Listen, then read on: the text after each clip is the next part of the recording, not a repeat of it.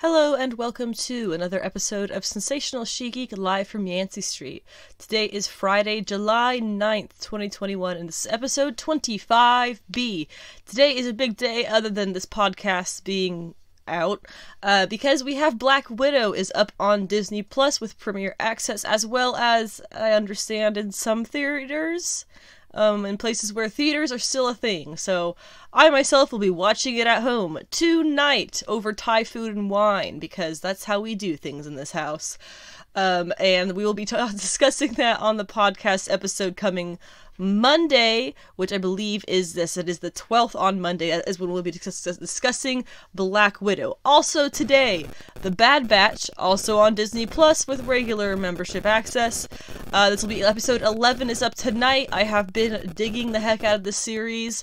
I think episode 9 has been my favorite so far, but we're definitely getting up to like a crescendo.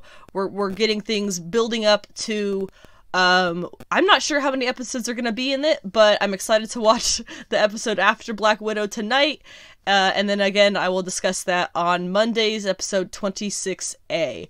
For this week's Friday B episode, we are going to start things off as usual with the comic book pick list, going over things that I found good or noteworthy from this week's comics. I'm going to do things in order of how much I have to talk about them / preference. So we're going to be starting with Wonder Girl number 2 and ending with Avengers number 46, with all kinds of stuff in between. So just stick around and we'll get through that.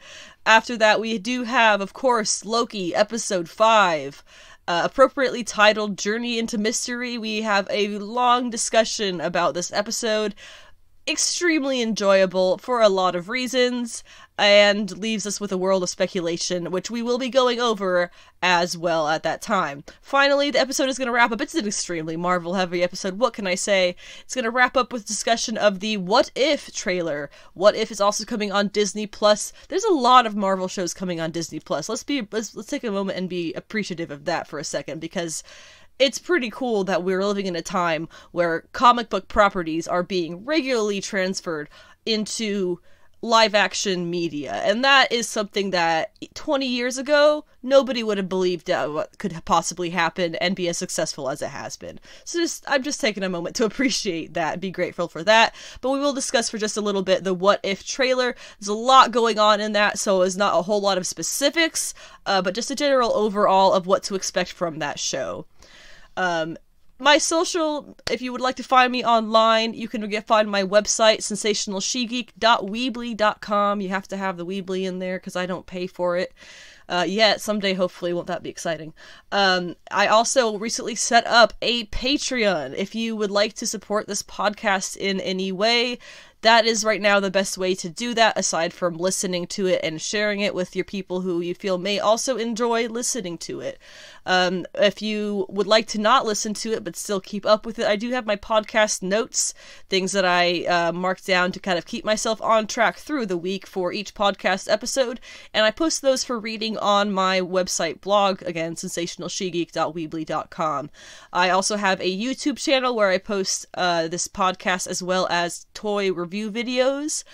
Haven't done one of those in a while, hoping to get that done soon. I've been very busy recently, which has been kind of crazy. But if you would like to support this podcast, like I said, the best way to do that is on my new Patreon. I don't really have rewards necessarily for that. The thing that will be happening is I am designing stickers. This podcast is live from Yancey Street, and so you will be the Yancey Street regulars, are the people who listen to the podcast or support the podcast through the Patreon. So I have some stickers that I've been designing for that, for 2021 supporters of the podcast, and then I have some other stickers that are not podcast related, but possibly generally geek media related, that I will also be designing and potentially sending to supporters as rewards down the line once I get that kind of going a little bit more. As I said, I've been weirdly busy. I'm trying to find a new place to live. Hopefully we'll be moving soon. So we'll keep you updated with the podcast as things you need to know do come up. Otherwise, if you'd like to find me online besides my Patreon to support it, or the website to kind of poke around the things that I have on there, which is some cool stuff, check it out. You can find me me on social media. My Instagram is Anna with the comics, because my name is Anna and I have the comics. My Twitter is Savage She-Geek, because sensational was too many letters. And that's kind of it right now. I don't do a whole lot across social media, but I do only post about comics on Instagram, sometimes my cat and sometimes food, so I don't think there's anything there that's really annoying. And I do not post regularly on the post, so I'm not going to be spamming you with stuff. Also, my website has no ads. This podcast has no ads. Nothing that I do, YouTube, none of that is stuff that I make money off of, which is why I've set up the Patreon, if you would like to support the podcast in any way. That will be the way to do it. But anyway, I've talked about myself enough. If you would like to skip over the comic book pull list this week and go straight into Loki, please go ahead and jump to about 58.5 minutes through, where we will be wrapping up the pull list and getting into Loki episode 5. I can say 6, that hasn't happened yet. I'm from the future. No, Loki episode 5. You can jump to about 58.5 minutes through, and you will be just about there. For the comic book pick list this week, there are some really exciting things to talk about, and there are some less exciting things to talk about at the end there. So, starting off with the things that I am most excited to talk about, and going to the not at all excited, but more I'm gonna have a bitch session about this stuff, we have Wonder Girl number 2, Karmen number 5 of 5, we have X-Men number 1, New Era for them, The Good Agent number 3, still fantastic, Mamo number 1, and Ordinary Gods number 1, I was super impressed with as initial indie issues, Sensational Wonder Woman number 5, really fun as it has been, Fight Girls number 1 was kind of fun, but we'll talk about it when we get there. America Chavez Made in the USA number 4 was meh, and Avengers number 46 was no good at all. So we will talk about those as we get to them, kicking things off with Wonder Girl number 2. Now, I did mention on the Monday episode previewing all of this that Wonder Girl is going to be switched off from Joelle Jones doing the interiors to, oh gosh, now I'm blanking on her name. Adriana Mello is the name there. Adriana Mello being a really phenomenal artist in the vein of Joelle Jones. I would say she did Female Furies. I recommend it. Check it out. I was a little bit wrong about kind of how that was going to work. I don't know if it's the title pages, or excuse me, the covers that have the wrong names on them, or if it's the solicitations that have I'm not really sure what it is, but this issue had interiors both by Joelle Jones, the writer, and Elena Casagrande is another artist who reminds me of Joelle Jones, and by Adriana Mello. So I'm not sure if that's going to switch entirely to being just Mello on the interior while Jones writes, or if they will continue to do this kind of back and forth. Joelle Jones with this issue stuck to her artwork on the Yara Flor side of things, where Adriana Mello had her art on the, gosh, it was Hera and Bana Migdal and the Themyscira and the stuff that was not directly Yara Flor related. Adriana Mello did all of that art, and she did a fantastic job. I am such a big fan of hers. I think she'll probably be, this is kind of off track, but Adriana Mello will probably be the first full-blown comic art commission that I ever do. I see her commissions all the time. She does a lot of them, and they are so stunning. But anyway, just another reason to check out Wonder Girl, because now you have 2 extremely amazing female artists on the interior, plus Jordi Belair is still doing the colors, which, as I said in the last podcast episode, please take some time to appreciate colorists and letterers with your comics this week. There's been a few things that I've read personally that they really, really stood out on as being integral, important, and necessary parts of the issue to make everything kind of work, and it's something that kind of gets taken for granted by a lot of readers, so I definitely encourage you to take some time to appreciate your colorists and your letterers, because they do put a lot of work in and a lot of thought in behind the work. Anyway, back to Wonder Girl. This issue was really, really awesome. It starts off pretty much where the last one ended, with Yara having been pulled into the river And it tells this story, really beautiful story. I'm not sure if it's based in any kind of cultural realness for Brazil or anything like that, but I would not be surprised if it was, because Joelle Jones has really been doing a phenomenal job of making sure that what she's writing for her Brazilian side of things here has really captured the real world, what Brazil is like and what the culture is like. And there's been a lot of really amazingly thrilled reactions about Yara Flor, the Wonder Woman stuff that she was in, and the Wonder Girl series now. Already people are loving it. Brazilians are all over it. I'm taking that as a good sign that she is doing an excellent job of doing her research. So I assume that the story that we start off with here, this myth, is somewhat based in real world legends. It basically goes over this woman who, through whatever stuff that happens, she ends up being this vengeful mermaid pulling men to their dooms if they get too curious about the mystical river that she's in. But Yara gets pulled to her doom. However, the vengeful mermaid spirit lady recognizes her as a kindred spirit, because I believe Yara was named for her, is what it said. And so she allows her to she gives her the bolo whip and allows her to get out of there. And Yara ends up going, and I don't know if he's gonna end up being an important character at all, but I love, there was the bus driver in the first issue and he reappears in this issue. Oh, he is crushing hard on Yara. He's just a tourist bus driver, but this girl has come into his bus and just completely stolen his heart away. And I loved how clear and obvious it was, that the way that Joelle Jones writes him looking at her is like, he is so head over heels for her and he just met her. It's so cute. Don't know if that's going to pan out to be anything, but it's really cute. And so Yara is kind of taking a break from her journey because she's had this odd thing where she almost drowned in a river. And she now has some kind of extra powers that seem to be awakened. On the other side of things, with Adriana Mello doing the art, we have the Amazons of Banamigdal, Themyscira, and Hera's people all kind of trying to, I guess, get to Yara first, because Hera seems to want to crown Yara as her champion, and we're not really sure what that means, except it doesn't seem to mean anything good for the Amazons, the other Amazons. And if I'm not mistaken, even the Brazilian Amazons seem to be trying to track down Yara and stop her from, coming to this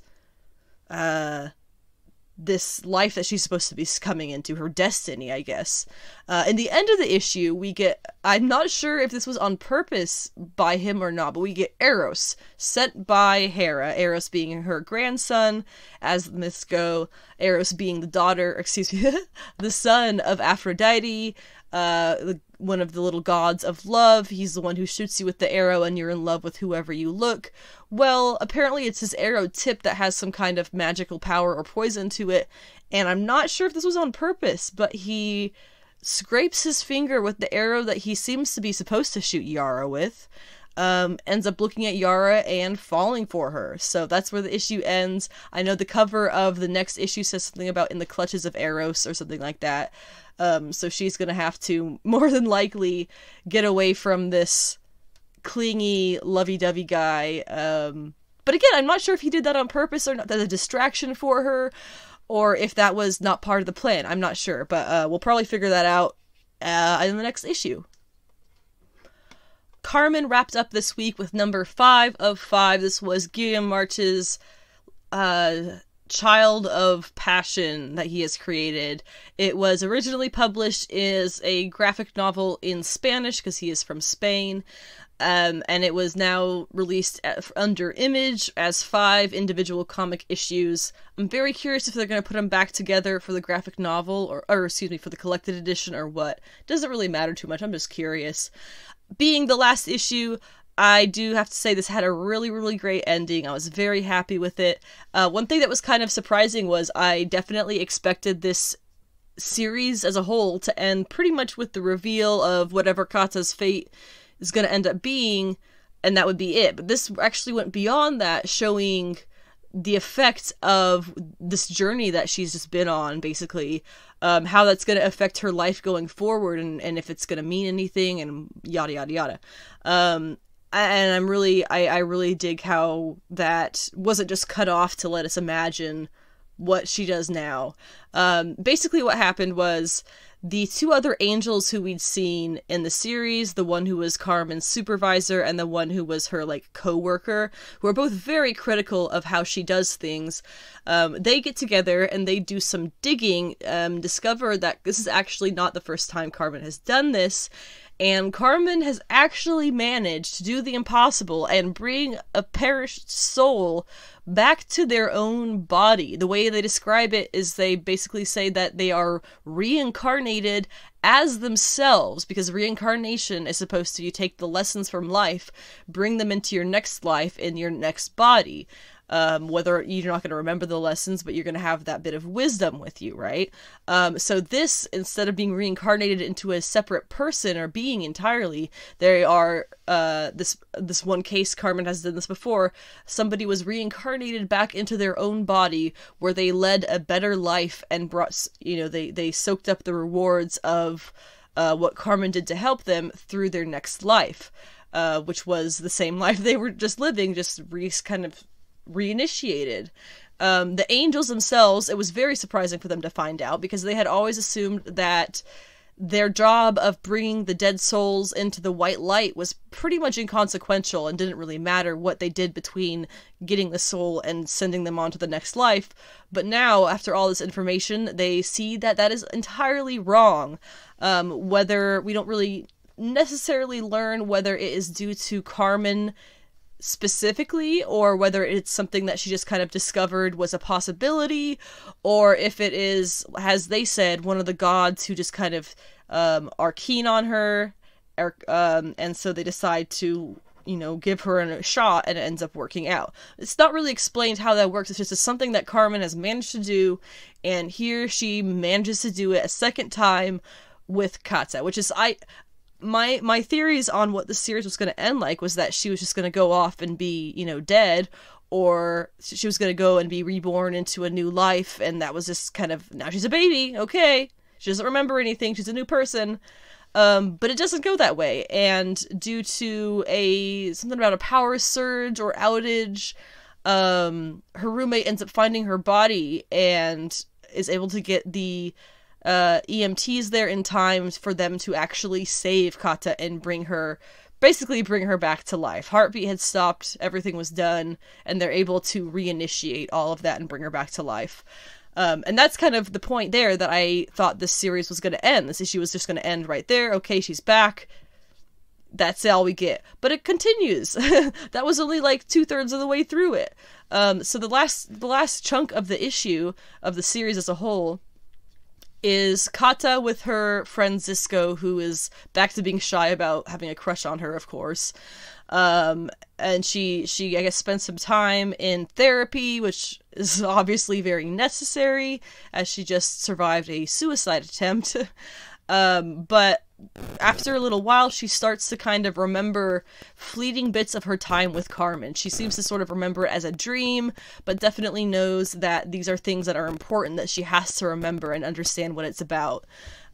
Using all of this little clips of dreams and stuff that she vaguely remembers, she is able to find, miraculously, the engagement ring. If you remember that man who got hit by a car on his way to propose, which is when Kata kind of learns what's going on and what her destiny to get, taken by the white light and go into a next life is, and that she's dead, really, she really gets to solidify all those ideas. If you remember that, she's able to find his engagement ring. You remember he dropped the ring the ring rolled into a sewer grate, when he was killed, and she was able to find that ring and give it to the woman, I believe her name was Maria, who he was going to propose to. It's kind of like an interesting, what is it when a ghost is sticking around because they have something left to do, some final thing to finish. It's kind of like that was her ghost's final thing to finish, and because she was able to finish that, she is now able to completely move on. After doing this, she doesn't feel, she still has the memories, but she doesn't feel that they are important or integral to anything about her anymore. That quest has been completed, and now she's able to move forward with her life. And that's how the series ends. It's really cute. I think it's a great series. I think that it definitely teaches you or reminds you a lot of stuff. And something else that was really interesting about it also, just kind of to add on the end here, the whole thing, part of the reason that Kata was able to come back was because she was not necessarily supposed to die. The sequence of events that led to her killing herself were basically 1 in a million. And so that was not something that was supposed to happen, but all of those really rare events lined up so that that reality ended up coming to fruition, and it was never supposed to, as did the whole she was supposed to be found before she even bled out, but that didn't come out because it was like a 1 in 20 something chance that wouldn't happen, and it didn't. But then of course Karmen is able to kind of change things in the end. The power goes out, the roommate finds her and is able to save her. So I like it. I'm sure there's gonna be a lot of people who didn't understand it, and that's fine, I guess. But I definitely enjoyed Karmen. I think it was a beautiful, beautiful comic. Now let's talk about X-Men #1. Really, okay. I was honestly surprised by how much I liked this. Jerry, as I discovered it is, Jerry Duggan, he's pretty good. I loved Cable, you know, he did New Mutants for a little while, I think, and that was fine. Is something else. He's doing Marauders too, that's the other one. Marauders is fine. I believe he's doing Secret Avengers? Savage Avengers, that's what it is. Savage Avengers, you know, with like Elektra and Punisher and Doctor Strange and stuff. Magic has been in it a lot. So he's got a good number of projects. So I was a little bit concerned going into this that this was going to be a, like, when you see creators, especially writers, getting so many projects at the same time, good for them, obviously, great for them, they're making money. But I start to be concerned that certain projects will start to waver in their quality. And while I can't really speak for some of the other Jerry Duggan stuff, this was not an issue. That being said, I'm not sure how much of the plot was Duggan's ideas, versus how much of it was, like, Jonathan Hickman's directing, because he's still the head of X, and this whole reign of X that we're going through right now is entirely run by him. He's like the director. That's not a good metaphor. He's the principal, and they're all teachers. That's the best I got right now for metaphors. So I'm not really sure how much of that is, like, his direction. But whatever it is, the combination that they've gotten of Duggan's stuff and Hickman's directing, they've got the winning combination. There's definitely parts of it that I can feel are a bit of Hickman's influence, and there's definitely parts of it that fit a lot more under Duggan's humor, if you're familiar with his writing at all. So whatever this combination of who's doing what, obviously Duggan's doing the writing, but Hickman is definitely behind here doing some kind of directing and telling you, this is what the long game is, make sure you get from A to Z somehow. Whatever the combination of work that they've got Hickman on here for is, they've got it. They've got the perfect mix. For the issue itself, for the contents, this is, as far as I can tell, the first time in a while that the X-Men have fought on behalf of Earth citizens in general, as opposed to whatever they're doing being pretty much just tied up solely in their own interests. X-Men stuff happening, and it really worked for me. I honestly can't even remember the last time the X-Men were heroes of Earth and not heroes of the mutant kind or something like that, you know? It's been a while, and I really enjoyed this, surprisingly. The team is pretty great. I think almost everyone got their moment to shine at some point in the issue. Sunfire was probably the exception. He did kind of have a moment to shine. It's funny, Sunfire shine. But you kind of had to pay attention to see that in the art where he was doing his thing. The team, basically the main bulk of the team's work in this issue is that they get together and fight a giant creature from space. Really cool character design. Fun little beastie boy with tentacles and armor and shit. The X-Men, of course, team up to create an X mech. Yes, a mecha. You know, like Transformers or, gosh, any of the things. There's so many of them, I don't even know which one to say. So that's really cool. I love mecha stories, no matter how, you know, overdone or ridiculous they may be. And this one was surprisingly, it was funny. I think it was more funny than cool. I don't know. It looked, I think it's funny because it ended up looking pretty dorky. Their little mecha thing. It's like a fire hydrant almost. Not little, very large. And they are keeping it in use as a lighthouse for Krakoa until they need to use it as a mech again. And all I can think about that is rust and seawater, but that's fine. They're mutants. So they've gotten over worse. They can get over some rust with their mecha. As everybody had limbs to control of. Sunfire was the chest, and there was a big X full of flames. So that was clearly him powering it up. It was nice. I enjoy the mecha stuff. It's also worth noting, since I have mentioned it about Hickman's writing, of the, of mutant people, I suppose, Duggan also did a great job of showcasing the team's powers being useful to the fight in some way or another. The fact that the team can utilize their powers, and know how to put themselves together to create, like, the optimum output is really, really excellent writing of teammanship, and of friendship, and of understanding each other. It was something that Hickman is very, really good at, and did several times during his X-Men, strictly X-Men title run. And I'm really happy that they did that again. It was nice to see them going through and doing, basically doing the math to finding the solution that they need to beat the creature. And the creature ends up, it was sent by what I understand to be a completely new thing, a problem out here in space. It's called Game World. It is a place where, if you're rich enough, you can bet on anything. For example, this creature was sent to New York because they were betting on the odds of it killing all the humans. After it loses, we get to see the big picture of what's going on here. These aliens would like to preserve the Earth as a natural habitat, but they see humanity as destroying it because, let's be honest, we are. So that is why they're hosting these games, to try and kill off as much of humanity as possible, if not all of them.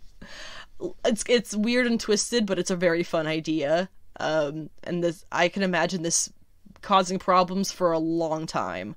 The leader of these alien folks, I suppose, these alien beings, Cordyceps Jones. He appears to be some kind of mushroom or spore creature that grows out of a skeleton. So you got me for design. That's awesome. You got it. There is also another villain who is introduced in this issue right at the beginning. His name is Kelvin Hang. He is a former child prodigy who, his basically entire life mission was to create life, or at least livable space, on Mars. So you can kind of see how that might be a bit of a problem with him when the X-Men come in and do that in one fell swoop. Pretty much making a mockery out of his life's work. He had gone very, very far, even as far as to change his body as to become more adaptable to Mars. So seeing the mutants basically just snap their fingers and have it be done, what he's been striving to do his entire life, he's not happy. He wants to punish the mutants for this disservice. And I'm not sure what that's gonna mean, but he has some really freaky Beastie Boys being made. They're not living very long yet, but it's kind of like Reavers. He's not the guy who's making the Reavers, right? No, that was somebody else. But possibly he will end up making his own Reavers of some kind, I guess. And that's gonna be a problem. So that's two new villains from this issue that we've been introduced to. Not really sure if you can consider, I guess, the leader of the gamblers, Cordyceps Jones. He's the villain in that situation, whereas they are just the gamblers. I'm not really sure how you would classify that. But between Game World and Cordyceps Jones and Kelvin Hang, and whatever the heck it is that he's trying to create to I'm assuming kill the mutants, they have several problems added on to what they already had. And as the narration, or rather the white pages noted, the Hellfire Gala, while it did a lot for them, it also was the moment where England took their time to step out of the treaty with Krakoa, as well as I think several other places after this whole Mars Arakko thing happened. It says that a lot of other countries and things have started to trust the mutants much less after this basically just up and claiming an entire planet for their Arakan brothers. So, causing problems, but also creating some really excellent plot, let's be honest, for the future. Something I really enjoyed, we have Ben Urich back in the X-Men stuff. I don't know if he's ever done X-Men. I imagine he's been in X-Men before. What I remember Ben Urich mostly for is he is a character who is in Marvels. And then, you know, he was live action in Defenders. It wasn't really, or Daredevil, whichever Netflix show was that he was on. But it's cool to see he's a very recognizable character for seasoned readers, and he had a letter for the Daily Bugle from the desk of Ben Urich kind of thing, talking about the new X-Men stuff that's going on in New York City. And I dug in, did a really great job of capturing what familiar readers know to be Ben Urich's voice pretty much perfectly. He has a very familiar voice, and that was spot on for that writing. Urich points out that the treehouse the mutants have built into their base in New York City is interesting for a number of reasons, which I would agree. One, its lack of threatening presence. Two, its positive additions to the city's natural environment. And three, to my surprise, a statement on racial injustice. The treehouse is called Seneca Gardens.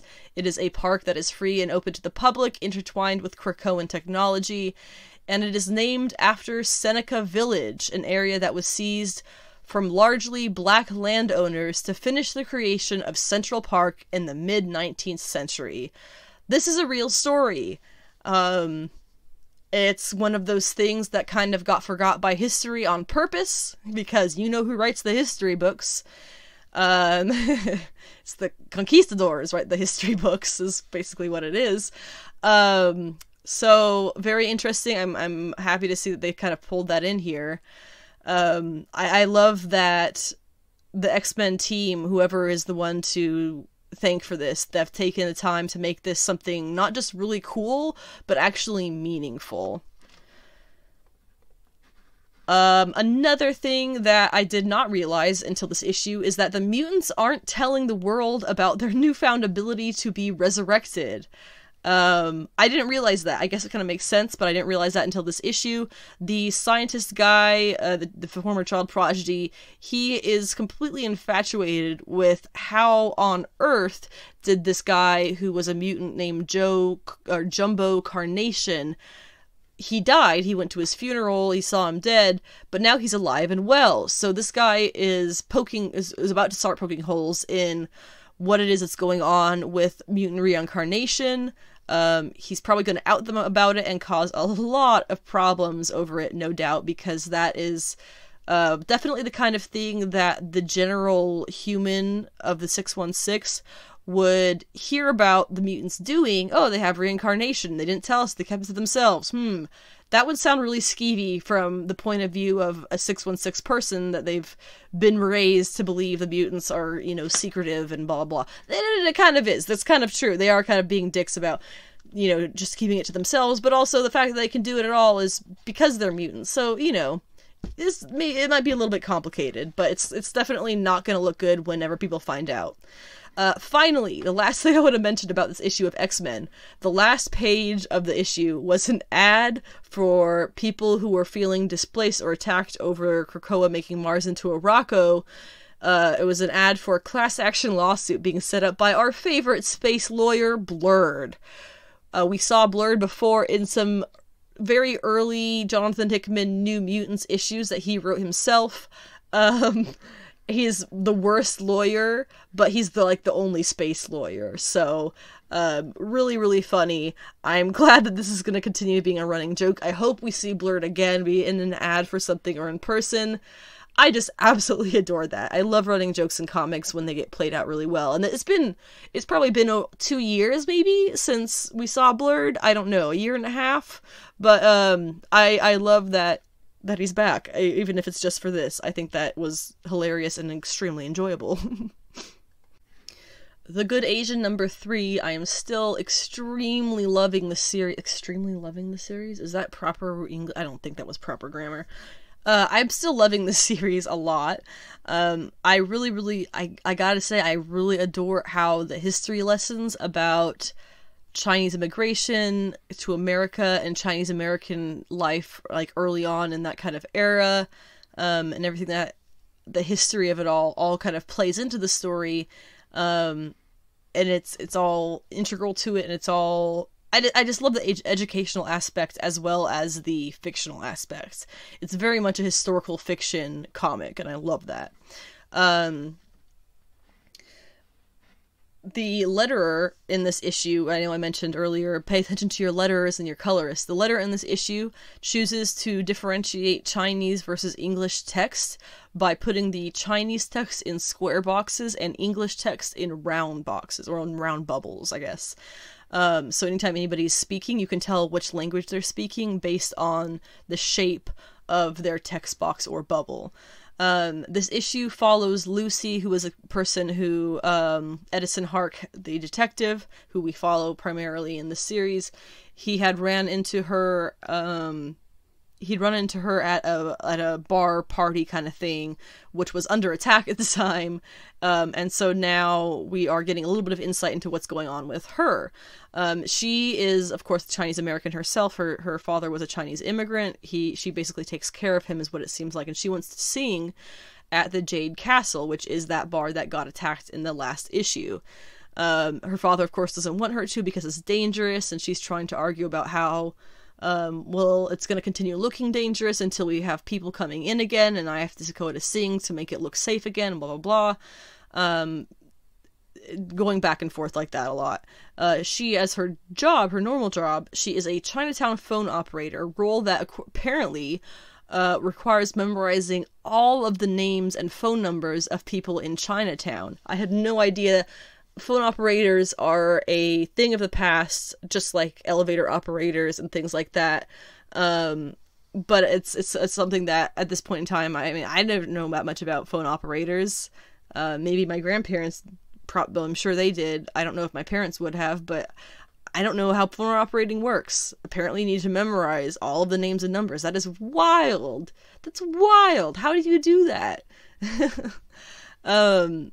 But anyway, at her phone operator job, she's able to, between the people working there and the phone calls, it shows how on this particular day there has only been paranoia among the calls and the operators over the recent killings and worry about if the Tongs are back, and Tongs being the Chinese American gangs who would be extremely violent, and that have in the past many times caused kind of legal issues with the Chinese immigrants and people trying to get to America from China, because the Tongs were dangerous. They didn't want them to grow, so they blocked off immigration. That's all part of the history that you get throughout this issue, and I really, really appreciate being reminded and or learning of for the first time. So Lucy, she decides to help Detective Hark, Edison, with his search for Ivy, who is the missing girl who he's on the search for. But that wasn't obvious.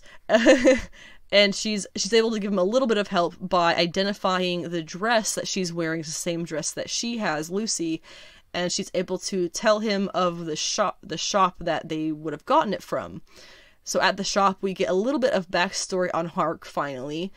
He's been a bit of a mysterious character. His mother apparently was killed by some guy when he was young, and the only reason that the police even bothered to find her killer was that there was a rich white man who rose hell about it, her employer. So he basically doesn't want Ivy to be the same as his mother would have been if that man wasn't around to help. People, they tend to clam up, especially the Chinese American community in Chinatown. People really tend to clam up when they find out specifically that Edison is a detective. They don't trust it, probably for a lot of good reasons. But he's trying to work both sides of this world, and it's very difficult with the distrust between them. Still, he is able to find out that Ivy's friend Holly, who had died in a fire, had a secret stash of cash and film negatives. Later on, Edison gets into an alley fight, which he wins, and the issue ends with him developing those film negatives and finding out that they are pictures of men having sex. So you can imagine that somebody who knew that Holly had these pictures would want Holly dead, and hence the fire, and potentially Ivy would have known something about it, so hence Ivy's disappearance. So this is a really good mystery comic still. Again, my favorite part of it, though, is the history that ties into it. Any little tidbits about that time period, I just love. I absolutely, I'm not going to say that I wish we would go back to that, because that was clearly all happening because of terrible reasons. But I think the history of that era is very interesting. I, of course, lived in San Francisco during college, so I'm familiar with the modern aspects of the city and a bit of its history. But yeah, I love this. It's such a great series. I just definitely recommend it if you're into any kind of noir film or television or stories of any kind. Now going into some things that I have probably a little bit less of an essay to go on about. Mamo #1 and Ordinary Gods #1 were two indie #1s that I really, really enjoyed. Mamo a little bit more than Ordinary Gods. Mamo, Studio Ghibli. You know Studio Ghibli, right? And by extension, similar animation styles like Mary and the Witch's Flower, which I started actually last night and didn't finish. I got tired. They have a certain feel to them. And I would also say, stuff that I am more familiar with would be Terry Pratchett's Discworld books. Specifically, the We Free Men and the ones that followed after that. A Hatful of Sky, etc. There's a certain feeling you get from them where it is kid-friendly, potentially supposed to be meant for children, but there is such a background of something is creepy. You get that in all Studio Ghibli movies, something a little bit creepy. It's also something that you get a big vibe of if you go to Disneyland. Animatronics, they're cool, they're fun, they make people laugh. Oh god, are they a little bit creepy though. And they are everywhere at Disneyland. So there's a little bit of a background of creepiness to all of these things, but they are intended for children. Go figure. But, you know, Mamo being one of these things I would definitely put in that category. So excellent. It definitely plays along. If Wes Anderson made a Studio Ghibli movie, this would be it. Or rather comic, this would be it. The pacing, you can practically hear the wind rustling through the trees. Something one of my comic shop salespeople, employees mentioned about this particular issue, the series as it starts, is that it kind of goes along a trend that I didn't really notice. It's a trend that in a sense that I noticed it's things that could be all ages, but are very much probably more popular with older folks like myself, people who are adults, grown-ass comic readers. But alongside that, what he was mentioning was there's this trend of, what I noticed in these kinds of comics at least, a trend of very detailed backgrounds with a much looser foreground. And that might kind of sound a little bit backwards, but what that ends up being a lot of the time is nature scenes. Another series that I would definitely say goes alongside that is Jonah and the Impossible Monsters. You get this really creative, lush background, but then the characters themselves are pretty simplistic. I would say the same here. Mamo fits into that category as well, and that's I dig it, whether it's a trend or it's just something that is popping up in indie comics a little bit now because of people working on comics more as their projects for themselves and not with a team, which this comic is done by just one person. Sass Mildred, I believe is the name. I don't have it in front of me. I'm sorry if that's wrong. But this, I credit having a single creator for all of the goodness of this issue. Again, Studio Ghibli vibes. You get a young girl who is worried for her mother, who tracks down the village witch, who is actually the granddaughter of the village witch who has died. And so she decides to help her. There's clearly something else going on with this young witch. She's a hedge witch. I love stuff that kind of goes into all of these concepts. I love that so much. And so the hedge witch ends up going with her to her home to try and help her mother. Her mother seems to be under a curse. And so the little sister at the house mentioned something about how there's a scary lady upstairs. The witch goes upstairs and discovers that it's some kind of ghost of her grandmother, who is like possessing the house or possibly has been cursed to haunt the house. I'm not really sure what it is, but it ends very creepily with this enormous ghostly figure kind of coming out and saying hello. Not sure where this is going, not sure how many issues are going to be in it, but absolutely everything about the feeling of this just felt so right, in that kind of category of the Studio Ghibli Wes Anderson stuff. It fits so perfectly in there. You can feel it as you read it, and I love that. I can't wait for the next issue. Oh, this was also a 40-issue book, so it's a bit longer. I think it was $5.99 or something, but it was a bit longer, and I loved every page. It's beautiful. Ordinary Gods was fun as well. I remember this one. It's not quite as brightly burned into my memory, but I'm definitely going to pick up the second issue. Basically what this is kind of following is it's this world where way back when there were supposedly gods and stuff, and certain gods were trapped on Earth. Earth was created as a prison to hold these gods where they would live human lives alongside the humans and die and be resurrected and die and be resurrected pretty much eternally. And this is their prison. So, long story short, this young man who is a total skeptic about that kind of thing, because there's like, I guess, a mythology of gods having existed on Earth, and you could be a descendant of one of them. But what kind of seems to turn out is that he and his sister, but not their parents, are two of these gods who have been reborn into these young children's bodies.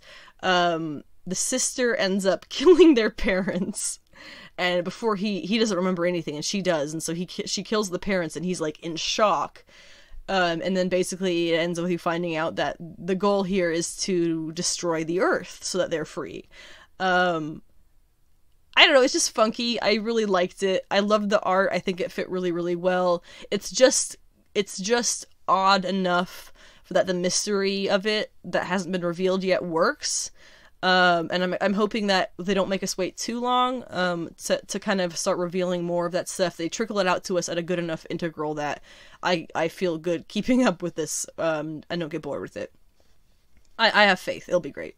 Sensational Wonder Woman #5. This is, of course, continuing with the 80th anniversary celebration of Wonder Woman. Each issue is a different creative team, although there is only one creative team per issue, so it's all primarily female creators, aside from one or two creators total so far, who have... they're basically showcasing an aspect of Wonder Woman that they enjoy. I know the first issue, I think, was Stephanie Phillips and Megan Hetrick, who I am a fan of both of those creators. It was about Mastermind, or whatever his name is, the little short dude, how he was trying to take over Wonder Woman's mind, and she beat him, and actually that's kind of funny, because that actually happened in the canon Wonder Woman recently, so... that's basically just copying the same thing that Sensational Wonder Woman #1 did. Whatever. I'm not a big fan of the canon Wonder Woman. I've yet to find a canon Wonder Woman I really enjoy. But yes, this is just generic Wonder Woman stories. This one was about this old woman who had fought with Wonder Woman back in World War II and ended up having her tiara and lasso of truth. And so then the old folks home that she's at is she's being kicked out of it because the lady in charge just cares about money and blah blah blah. Turns out Wonder Woman purchases the old folks home, and the lady is outed as a fraud with lasso of truth. It's a cute story.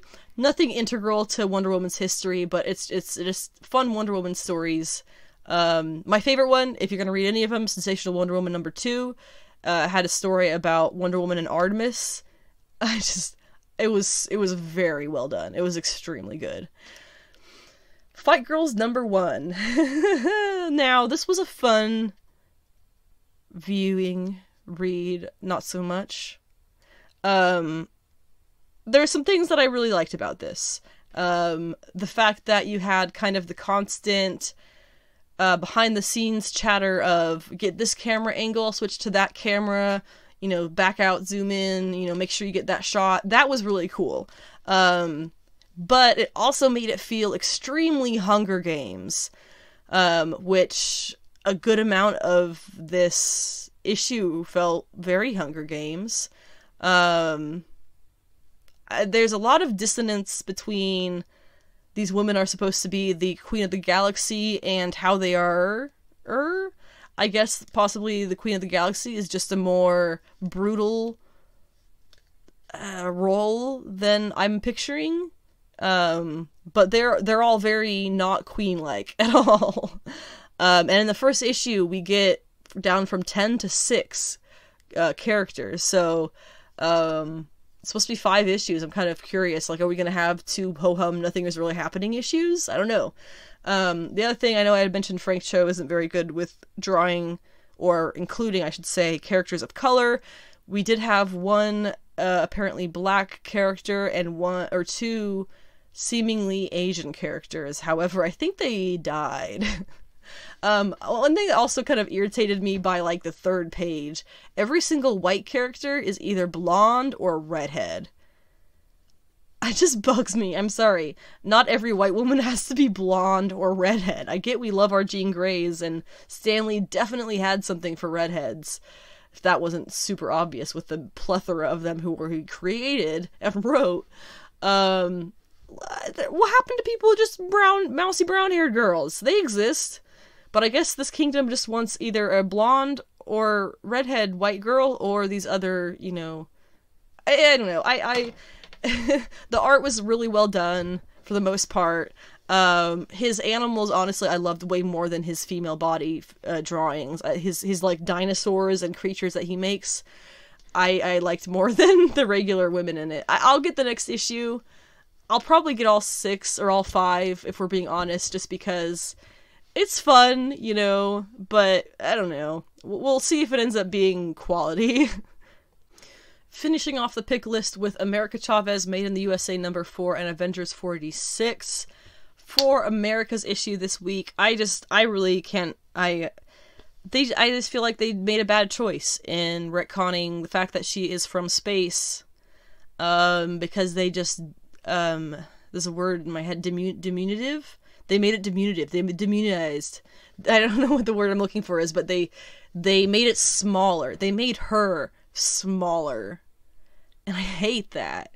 When you're taking a cosmic being, basically, and just making her the outcome of some kind of sort of experiments that weren't really supposed to even be happening. What we got pretty much in this issue was the addition of there are many other young girls who were going through the same thing that America and her sister were. But after America and her sister escaped, or rather just America escaped, I guess all the little girls except for her sister, like, went into stasis, and they're still little girls. If you're gonna give her more, like, quote, sister figures, you should at least make them closer to her age. Not just gonna have these, like, little girls to look after. I don't know, man. I'm just bitter. I like my cosmic lesbians. Now she's just a sad Earth lesbian who's confused. was confused. And she had to take a serum to remember her past? What? Why? Why would she have to do that? She wasn't, like, drugged to forget her past. She just forgot. But she has to have a serum to remember? Whatever. Moving on. Avengers number 46. Not good at all. A couple of notes. Correct me if I'm wrong, but did Carol just interact with the woman who stole her Ms. Marvel identity during Dark Reign, and nobody seemed to give a shit about it? Because whatever her character's name was, Darkstar, that's not her, the black outfit with the yellow, I'm blanking on her name. She recently came out in a pack, or as a figure, and nobody really seemed to care, or possibly they did. I'm not really paying attention to figure stuff right now, but, yeah, that's who she was, I believe, and nobody really mentioned it. It was just kind of weird. It's kind of like when, last time Clea interacted with Umar in the comics, who was her mother. They didn't make a single mention that they were related. Not one. It's kind of weird. And I haven't been keeping up with Avengers, because it makes me unhappy, but, why is Jason Aaron writing Jen, like, for lack of a better word, a loser? She's not stupid. He's made the point of showing she's not stupid. But everybody treats her like baby. They talk to her in baby speak, practically. Like, it's supposed to be Jen on the inside being smart, but everybody on the outside is basically just interacting with a blank face. And there's nothing really translating from what Jen is doing to what Hulk is doing. It's not related. I don't really get it. It seems like Jen isn't in control, maybe? I don't know. Also, they turn her into Red She-Hulk. Literally, oh my god. They start the fucking issue with the taking and breaking of Jennifer Walters. Now, that is bad, straight up bad writing. That is a fact. That is lazy, poor writing. I believe it was either Leah Williams. I think it was Leah Williams who had come out in an interview and said something about how, if I cannot think of a way to move a character forward aside from torturing them, I know that I have not done a good enough job, and I will work to avoid that, because that is lazy. To be frank, it is completely lazy. You want to develop this character, and the only way that you can come up with that happening in any kind of sense is by torturing them. Also, on top of that, I'm sorry, but the whole reason Jennifer looks the way she does now is because she was already broken.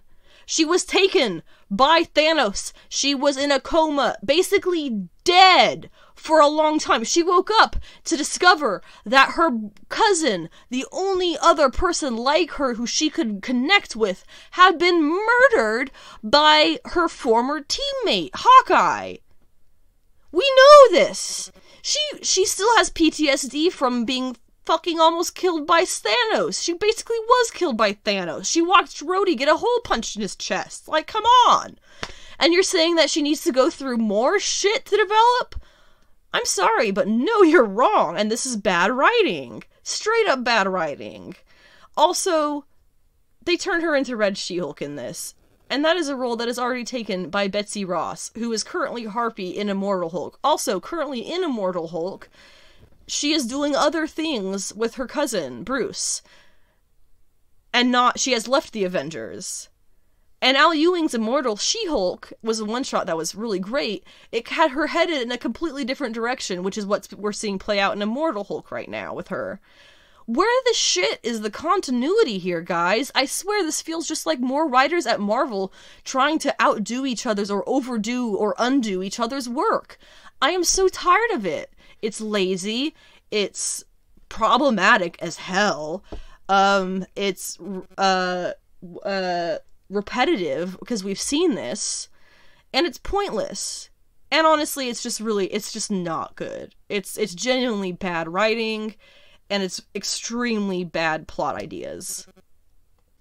And that goes without even mentioning the fact that they're calling this arc World War She-Hulk when the Avengers were the instigators in World War Hulk, so they're just using that title for no reason. It's not at all related. Anyway, moving on. Let's talk about Loki episode 5. Obviously gonna spoil the heck out of this, as I always do. If you have not seen the episode and you don't want it spoiled, please don't listen to this, because I will be spoiling it. And there is a lot to be seen and enjoyed, so please watch it before I spoil it for you. Okay, now that we've gotten over that, this episode was titled very appropriately, Journey into Mystery. Journey into Mystery was the, series where Thor and Loki were first introduced, and it's kind of the title that they use on a, somewhat often basis to tell stories involving them, basically. So it's a nice, appropriately titled episode. As we ended in the last episode with the post-credits scene, we start meeting Kid Loki, Alligator Loki, Classic Loki, and Thor Loki, who, if I'm not mistaken, was called, like, Bold Loki or something. Kid Loki is their king. They are dissenters of the Loki Empire, which is, like, the rest of the Lokis who are in this, like, region. We learn that, or either the group of them come together and learn that all the Lokis were supposed to be killed by Thanos, so either their next event was them not being killed by Thanos, or it was something else that they did before that time came to pass, where they did something that they weren't supposed to do, and got taken off the time stream that way. So now we get the more or less backstories to these particular Lokis and how they have kind of come to be in this place. So the classic Loki is played by Richard E. Grant. He did a phenomenal job. I was beyond impressed. Just really, really great work from him. He said at one point in the episode that he cast a Titan, says, "I cast a projection of myself so real, even the Mad Titan believed it, then hid as inanimate debris." So basically what happened was he hid when the ships got destroyed after tricking Thanos into thinking that he killed him. And then with everybody else thinking that he's dead, he went off to a remote planet and just kind of stayed there by himself for a very, very long time. As soon as he decided to go find Thor, though, and got up to leave the planet, the TVA showed up to take him here. So that beginning part about how he tricked Thanos into thinking that he killed him, that brings up a lot of theories that may tie back into our original Loki, OG Loki's story, potentially continuing in the MCU. So now we know, although we did see him die, we do know that there was a reality where there was a projection cast that was so real, even Thanos believed it. So potentially we could have believed it as well. And that could have been what happened. We'll have to just wait and see. Kid Loki, very simple. He killed Thor. I don't think we're ever going to get much more of an explanation than that. The Thor Loki, who was like Bold Loki or whatever, he's played by Diobia Opare, and he claims that he defeated both Iron Man and Captain America, and then took all 6 Infinity Stones, and nobody believes him. They all, boastful, that's what he was, he's boastful Loki. They all think that he's making this stuff up to sound good, and that will tie into what happens with him in a little bit. Then there is Alligator Loki, which, yes, Alligator Loki. Apparently, there was a brief line where, I believe it was Classic Loki translated that he is here because he apparently ate the wrong neighbor's cat. And I can't help but think Agatha. There's no reason to, but I just, it might be fun. It's potential, of course, also that we're going to see any number of these Lokis appear in the What If series, which is going to be in August, and we will talk about that in a little bit as well. Obviously, overall, Alligator Loki was the best part of this episode. I don't care who you are. If you disagree, you're wrong. Alligator Loki was the best part of this episode. He stole the show. There's that clip in the episode where Mobius is hugging Loki before he takes off, and he looks at it's Sylvie. He looks at Sylvie and he says to Loki, whatever he says, he hugs him and looks at Sylvie and says, "You're still my favorite." And somebody made a very appropriate edit of that where it's actually him saying that to Alligator Loki, which I would agree. Alligator Loki is now my favorite character in the Marvel Cinematic Universe. I don't know how they managed to... I read a little bit of behind the scenes, so I don't know a little bit how they managed to make him look so perfect, and that was they were going to make him a little bit cartoony originally. And the reason they picked an alligator was because they're green. That was literally their only reason. They thought maybe they would have to justify it, and then they're like, screw it, we'll just do Alligator Loki, and people will just have to roll with it, and it'll be funny. And it was. And what they said also was that the less cartoony they made it look, and the more realistic, the funnier it became. So they basically just ended up with a real-looking alligator. It was CGI'd in there. There is no alligator. They had an alligator stuffed animal on set. Apparently, it was very dramatic. Okay. But yeah, Loki, they would do like, you know how, somebody's talking and you get reaction shots from everybody in the group? They would actually go down and you would get a reaction shot from Alligator Loki, which would just be alligator face. Sometimes he would blink. He growled a couple of times. He then moves on to, we'll get there in a second, because it was really funny. But we find out, basically, this dimension is the end of reality, where the Time Variance Authority dumps all of the things and people that they wipe from existence. Places, people, things, you name it, anything unwanted by the TVA ends up here. There were so many Easter eggs. I'm sure I missed some of them, even though with everything I did see, I'm sure there was a lot more. There was, let's see, the dimension is terrorized by a creature called Alioth. I already forgot how to pronounce that. Which destroys pretty much everything that it touches and like ends your existence or kills you. I'm not really sure which one of that would be. Alioth is a trans-temporal being from the comics that destroys everything it touches, so pretty much the same as what we see here. And is also has interacted with Kang in the comics apparently more than once. So that just leads to more speculation that we will be seeing Kang in this final episode. The first appearance of Alioth was in Avengers, the Terminatrix Objective #1, which was an extremely 90s looking comic from 1993. Can't say it's any good quality. It was the 90s. So this dimension, it turns out, is while Kid Loki calls himself the ruler of this dimension, it is more or less resided over by President Loki, who you would recognize from the Vote Loki comics that nobody liked at the time except for a handful of people, that have now skyrocketed in price. They were literally dollar bin comics like 2 months ago. It's crazy stuff how that happens with the industry. And President Loki here in this series is followed by a gang of various Lokis, including what appeared to be a motorcycle Loki. Instead of horns, he had handlebars, so whatever that one was, it was funny, but I'm not sure.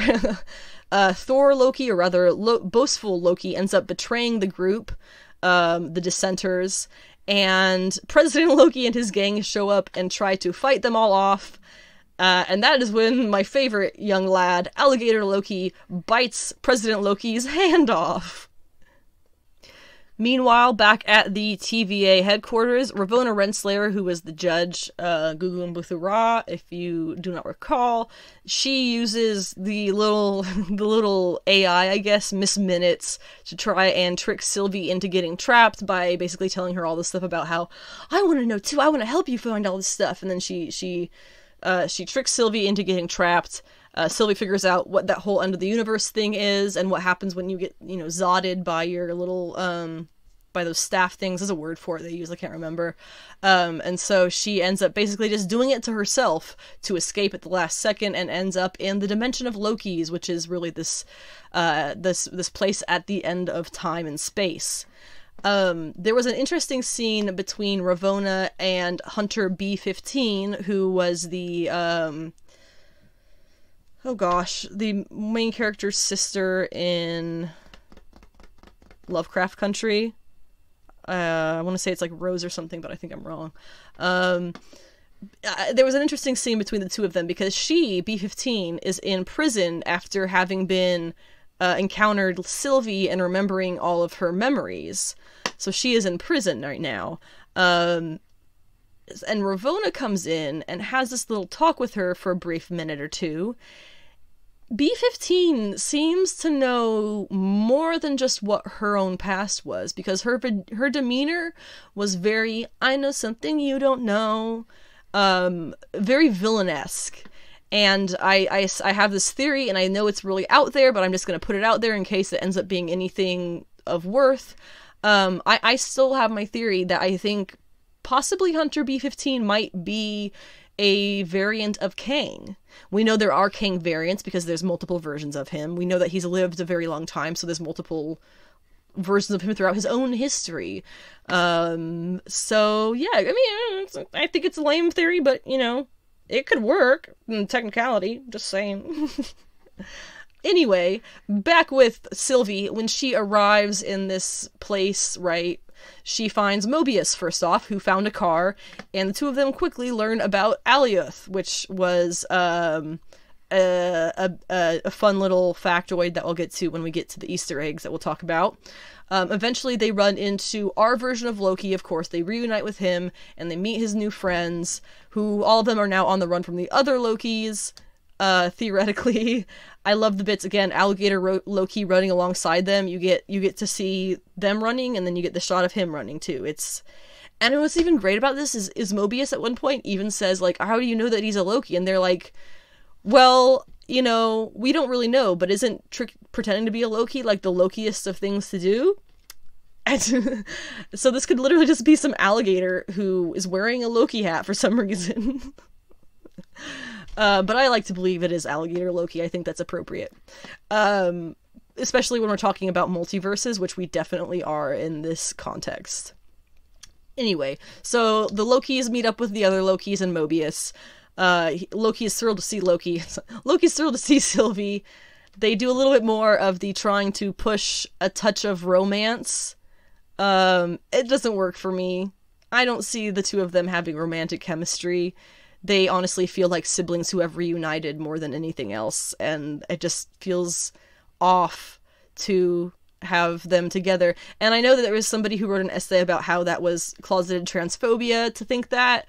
That relies on the idea that I think of Sylvie as a male version of Loki, or a female version of male Loki, which is not the case. She was born female. She's, you know, she's her own person. Clearly she has her own name. She's made that very clear. She is her own person. I think that they're more like siblings because they're the same person. So wouldn't that be more like siblings, twins, than anything else? I don't know. I just don't really like the romance part of it. It doesn't fit.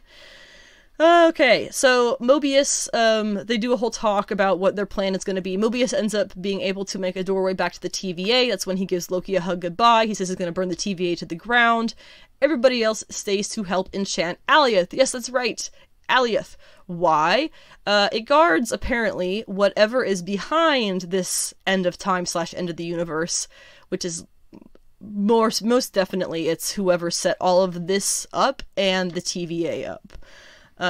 So unfortunately, it does take classic Loki helping create a distraction of an entire enchanted Asgard to distract Alioth long enough for Loki and Sylvie to be able to enchant it, but of course not before it does kill classic Loki. So he has a nice little, like, goodbye of showing how badass he is and then getting taken out mid-battle or whatever. So it works. However, Loki and Sylvie do manage eventually to get it enchanted, Alioth, and get it to move out of the way of whatever's behind it. And there they see a mystical doorway into an unknown realm where there is a very Neuschwanstein-esque castle waiting among a ungodly sky of rainbows and space shit. I'm sure it's quantum-esque somehow. And just brings in a whole other thing about this could definitely be Kang, because that looked quantum as hell, and, you know, Quantum Mania is where we're confirmed seeing him next. Also, earlier on, when Sylvie touched Alioth's mind when she first arrives, she had a barely there, quick little blip of a vision, which if you go back and look, it was this big bad castle that we just see now up close, and it pans up to there being something glowing at the top of it. So that is probably some kind of history of the castle being created, or whatever its history existing ends up being. On that note, this is probably Castle Limbo. It was introduced in Thor number 282 as the home of Immortus. Immortus is a version of Kang, so once again, this is probably when we're going to see Kang. And to just add to that, we already know that Kang has been cast. He's been cast as well as announced for being in Quantumania, which is going to come out in 2023, that's a long time away. They've already announced Jonathan Majors, who he himself is actually from Lovecraft Country as well. They've already announced that he's playing Kang. He's been cast for almost a year now, as we've known, so certainly longer than that in reality.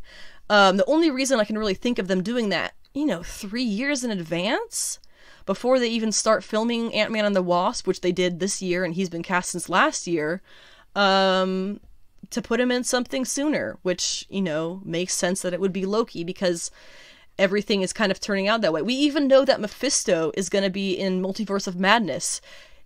That comes out next year, and we have absolutely no casting information about him. So having Kang being cast and announced for a movie that's a year after that, but we've learned it, a year basically, if we're going to find out Mephisto tomorrow, so let's say it'd be a year prior to that we discover who Kang is. There's a 2-year difference. It's wild. I think I've got that right in my head. You get what I'm trying to say here. It makes sense that they would have cast Jonathan Majors in advance to put him in this, because they were filming this at that time. So just saying. Okay, so now, some of the Easter eggs that we had in this episode, there was a lot. I'm sure I missed them. We have Throg in a jar reaching towards Mjolnir. This is not them saying that Throg is dead. Obviously, this is just one version of Throg.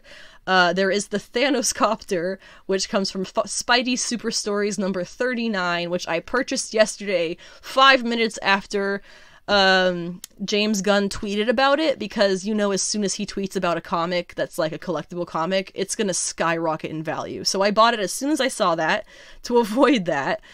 Still paid $100 for it, but it goes for roughly a quarter more than that, so I got a pretty good deal, and it's gonna look like a good issue. Thanos Copter, yes, it is a real thing from the comics. They're not canon comics. The issue is Spider-Man and Hellcat taking down Thanos with the Infinity Cube. It's ridiculous. It's not canon. It's from the 70s. I believe it's from 77. And I'm so happy to add it to my collection. But anyway, the Thanos Copter was one of the things that was a Easter egg for this episode. There was also the statue of the Living Tribunal. I missed it. I had to look that one up later and see when that appeared. It was apparently in there. I missed it at some point. A few other little behind-the-scenes factoids about this episode. The version of Avengers Tower that we see here in this realm was apparently owned by Kang Enterprises, QENG, in a company that bought it from Stark in the comics. QUNG was run by Mr. Griffin, who turned out to be another version of Kang from the comics.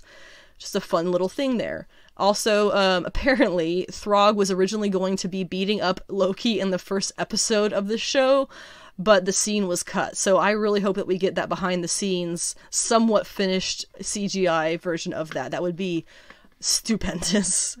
And finally, about that Navy vessel that dropped into Alios' path first when Sylvie and Mobius first encounter each other, and they see Alios completely decimate it, and all life on board. Apparently, and I got this from an article, so I'll just read this. It says, the Navy vessel that drops into Alios' path is a USS Eldridge, which was in service during World War II in the real world.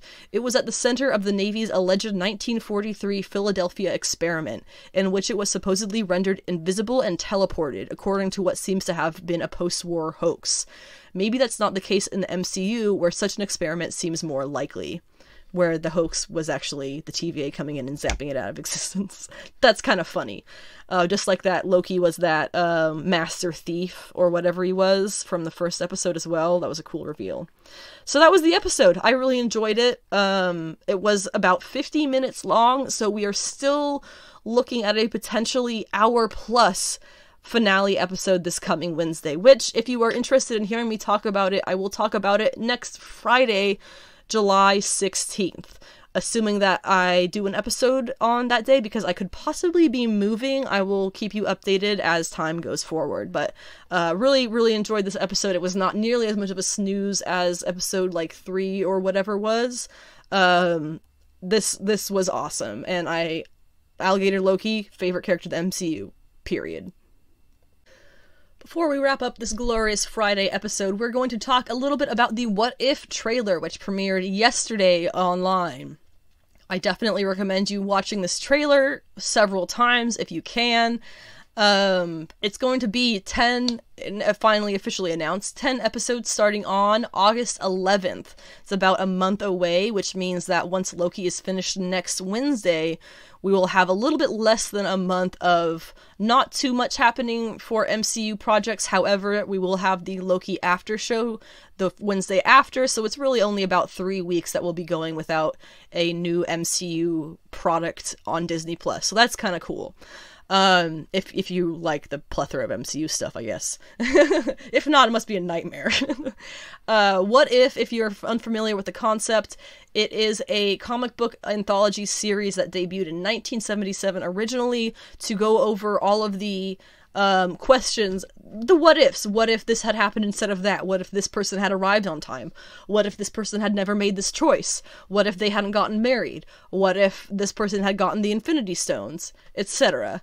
One of the things that I really love about it is if you look back at why Marvel started the What If series, I believe there are even some statements in Stan Lee that you can find on video where he's talking about how What If is entirely meant to kindle that spark of creativity that readers have when they read comics.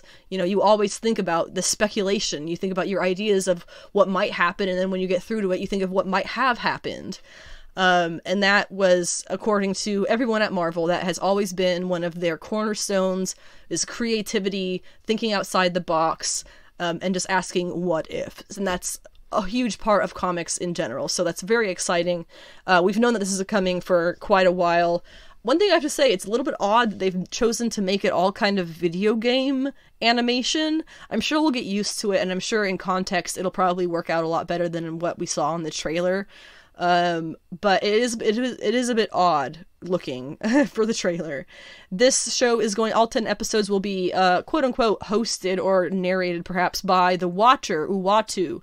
The Watcher he's a member of a species of beings who watch the universe. They are tasked with watching and paying attention and witnessing, but never interacting. And he will be voiced by Jeffrey Wright, who you might recognize from Westworld, The Hunger Games, James Bond, or a plethora of other great things. He's got a sultry voice. I really enjoy it. So, and I'm excited to see the Watcher showing up in the MCU in some way, because this is still technically the MCU. Some of the things that we know we will be seeing in the What If series, we know that there is something about, oh gosh, there's, I believe, Spider-Man, Doctor Strange, there's Marvel Zombies, we know is a really big one. There is Captain Carter as opposed to Agent Carter, where she is Captain America. There's some things where Killmonger is Black Panther and T'Challa is a Reaver, I believe, is what that is. Reaver? Are they Reavers? Reavers are an X-Men.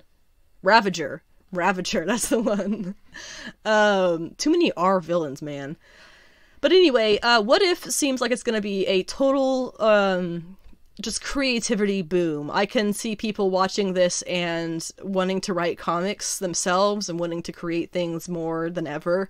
So it's gonna be successful, you can pretty much guarantee that, and it's gonna be funky, and I'm excited for whatever weirdness they have to show us. And that wraps up today's Friday episode of Sensational She-Geek live from Yancey Street. As I said at the beginning of the podcast episode, first of all, thank you, of course, for listening to whatever amount of podcasts that you do listen to. I do have a Patreon set up now. If you would like to support the podcast, you can put in whatever amount of money you would like to on a monthly basis. Whether you think this is worth the entertainment value of a comic, of a TV show, of a subscription to something, whatever you feel is appropriate. That is something that I've set up just to enable me to hopefully be able to focus more on the podcast and less on real life work and jobs. Otherwise, you can find me online at sensationalshegeek.weebly.com, or you can find my social media. Twitter is Savage She-Geek, sensational is too many letters, and Instagram is Anna with a Comics. Thank you again for listening to my podcast episode. Today is a new moon, so take some time to cast out what no longer serves you and make plans for what you would like for the coming month. Otherwise, it's quite hot where I am, so stay hydrated, stay cool, and always get sweaty about comics.